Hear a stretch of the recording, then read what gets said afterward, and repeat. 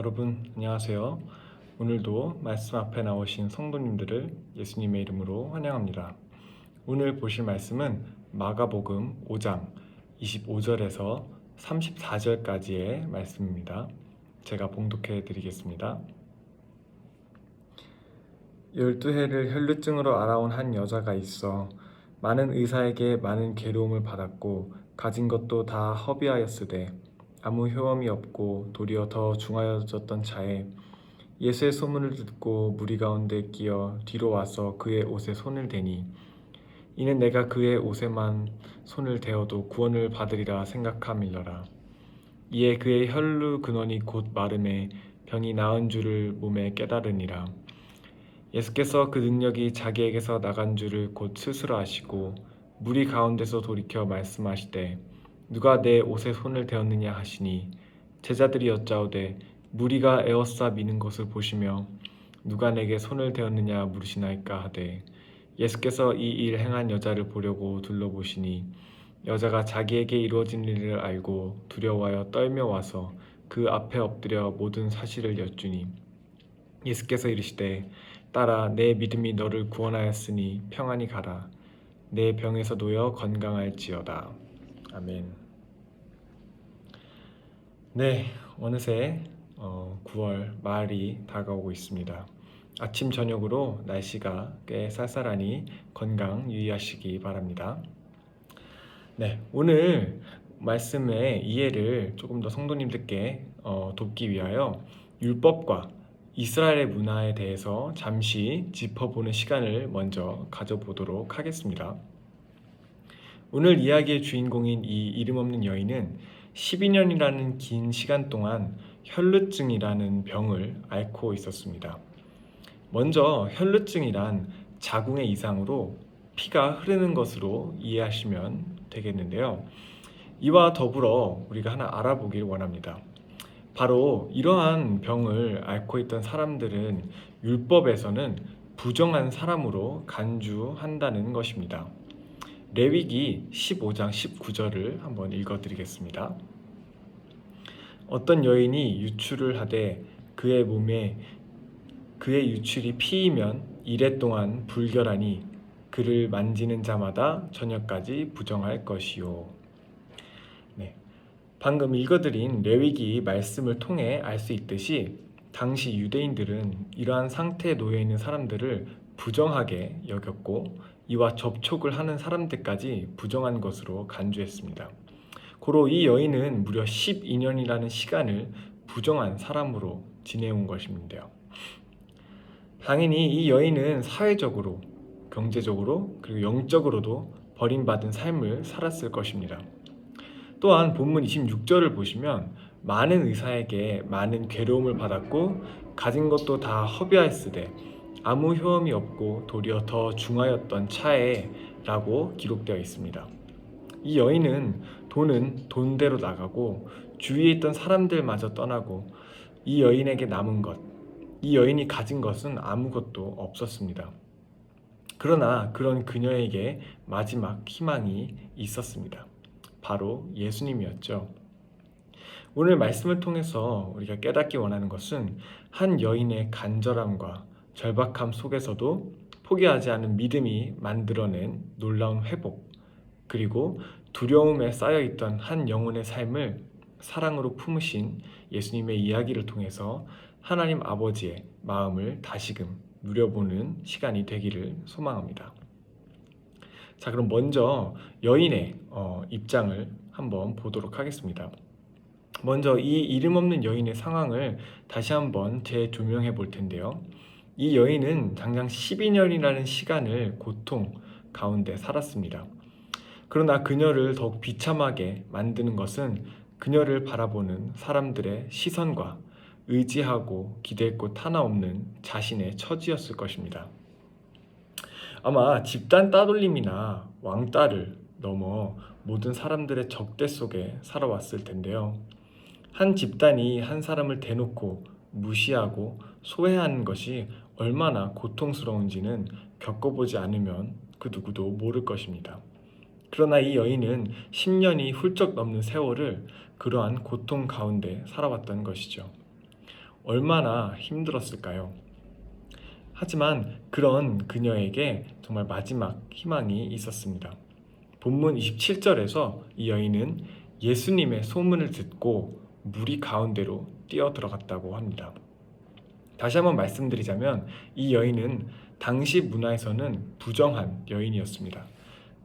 그리고 그녀가 손을 대는 사람 또한 부정하게 만드는 것을 알고 있었음에도 불구하고 그녀는 무리를 해치며 예수님께로 갔습니다. 예수님의 옷깃에 손이 닿으면 나을 것이라 믿고 행동으로 옮겼습니다. 많은 무리를 지나쳐 그녀는 손을 뻗어 조심스럽게 예수님의 옷깃을 만졌습니다. 그 즉시 자신이 12년이라는 시간 동안 짊어지고 있던 병이 나은 것을 깨달았고 그렇게 긴 시간을 아파했던 병에서 해방되었습니다. 그렇게 긴 시간 동안 아파했다면 충분히 자기 몸에 변화가 일어났다는 것을 느끼지 않았을까 생각이 드는데요.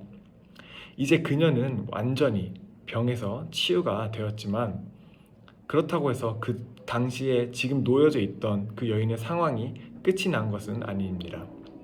아마 이 여인은 조용히 그 자리를 떠나려 했을 것입니다. 하지만 그때 예수님께서 가시던 길을 멈추시고 말씀하셨습니다. 본문 30절입니다. 예수께서 그 능력이 자기에게서 나간 줄을 곧 스스로 아시고 무리 가운데서 돌이켜 말씀하시되 누가 내 옷에 손을 대었느냐 하시니. 네, 그럼 이번에는 예수님의 관점에서 한번 보도록 하겠습니다. 여러분들은 왜 예수님께서 이런 질문을 하셨다고 생각하시나요? 이전에도 봐서 알겠지만 예수님의 능력으로 나음을 입은 사람들은 정말 많았습니다. 근데 왜 이번에는 누구인지 찾으셨을까요? 저는 이 말씀을 보고 창세기에 나온 하나님의 모습이 떠올랐습니다.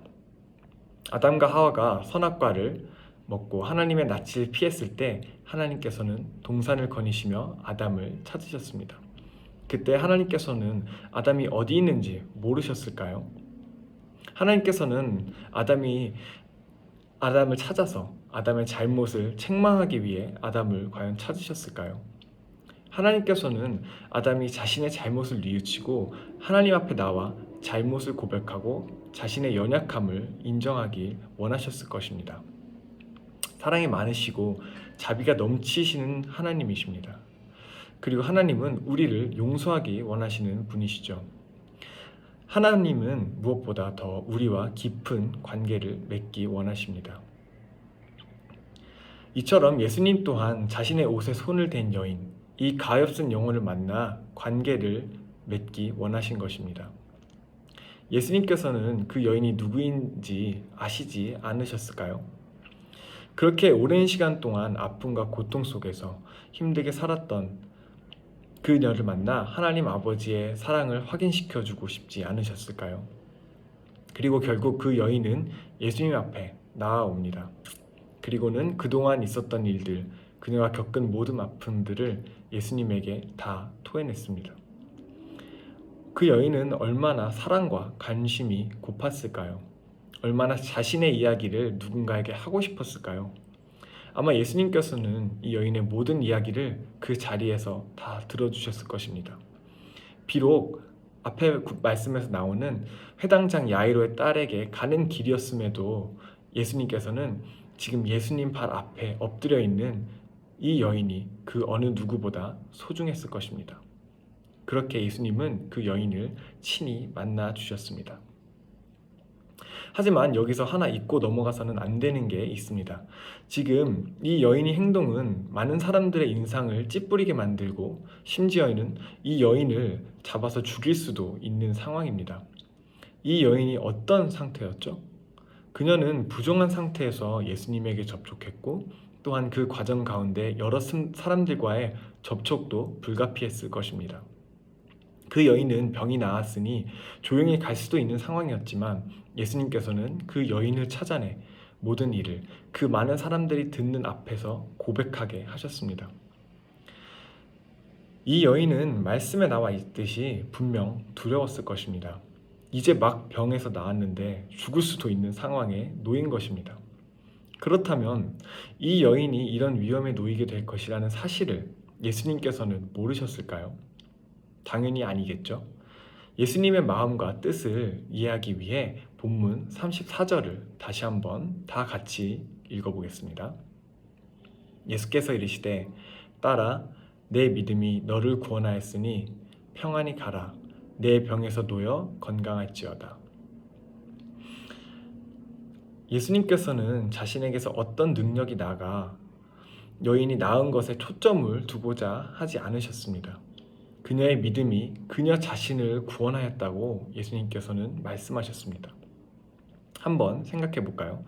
만약 이 여인이 나음을 입고 다시 일상으로 돌아간다면 분명 많은 사람들이 의문을 품게 될 것입니다. 돈도 없고 아무것도 없던 사람이 한순간에 멀쩡히 돌아다닌다면 사람들은 그녀를 더욱 의아하게 생각하지 않았을까요? 그럼 그녀는 어떻게 자신에게 일어난 일들을 설명할 수 있겠습니까?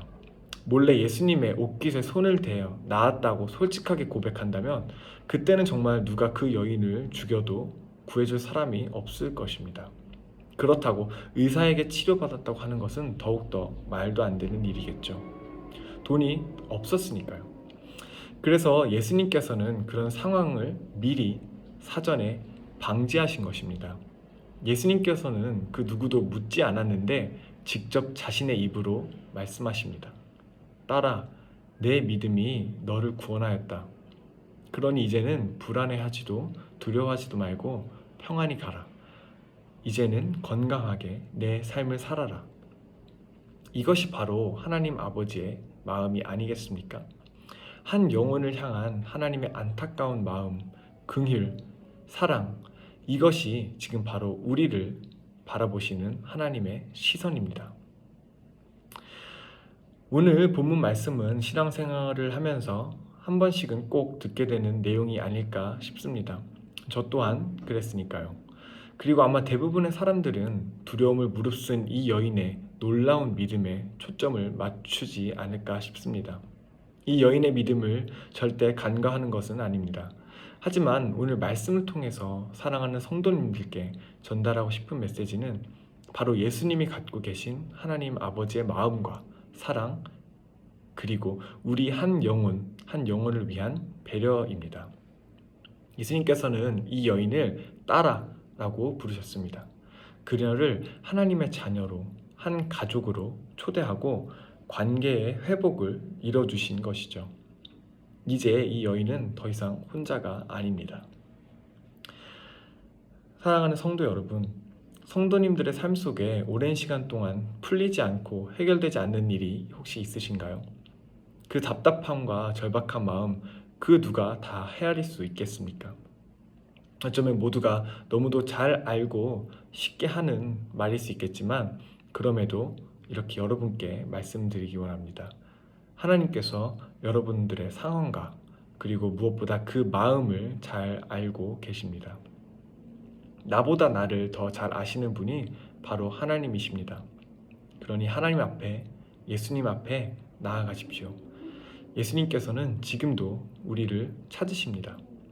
아들아, 딸아, 내가 어디 있느냐? 내가 너를 만나 나의 가족으로, 내가 주는 평안으로 너를 초대하기 원한다.